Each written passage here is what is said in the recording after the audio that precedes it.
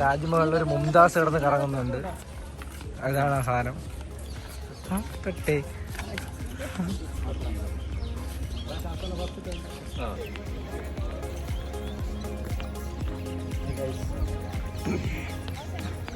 കണ്ടുകൂടാ.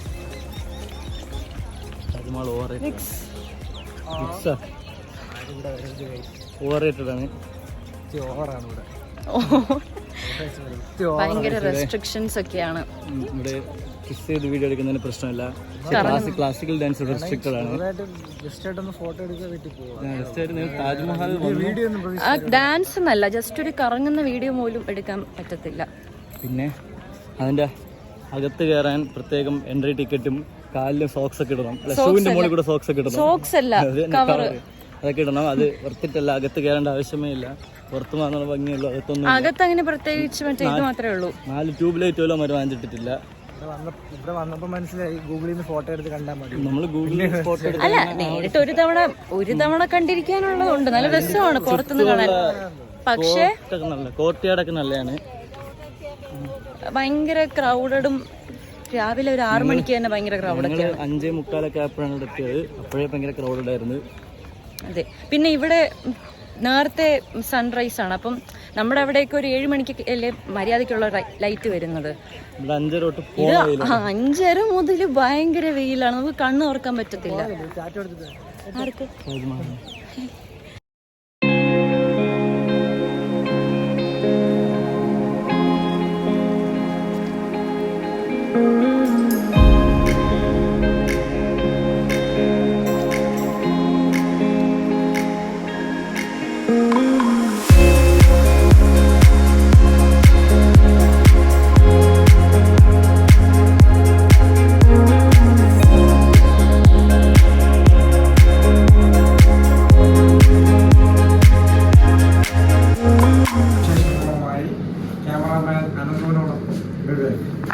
അഭിരാമിയോട് ചോദിച്ചിട്ടുണ്ട്, എന്താണ് ഡൽഹിയിൽ വന്നിട്ട് ആഗ്രയിൽ വന്നിട്ട് താജ്മഹലിനെ കുറിച്ച് പറയുക. അങ്ങനെ പറഞ്ഞാൽ പോരാ,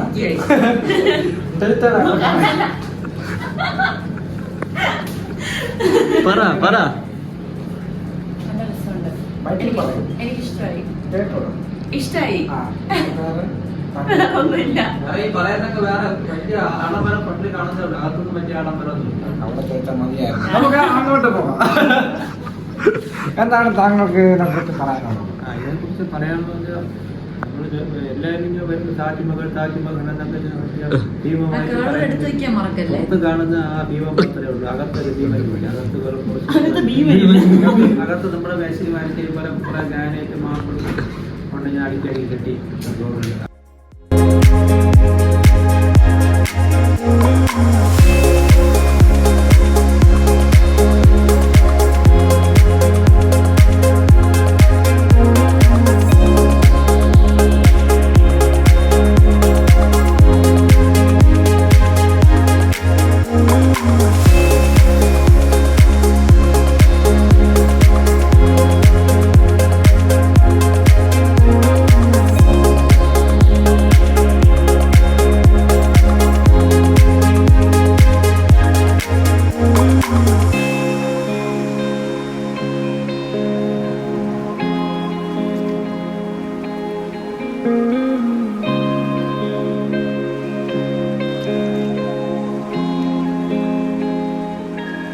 റിയൽ ആണല്ലോ KFC. അയാളുടെ പടം ഉണ്ട് മറ്റേ മുട്ടേരെ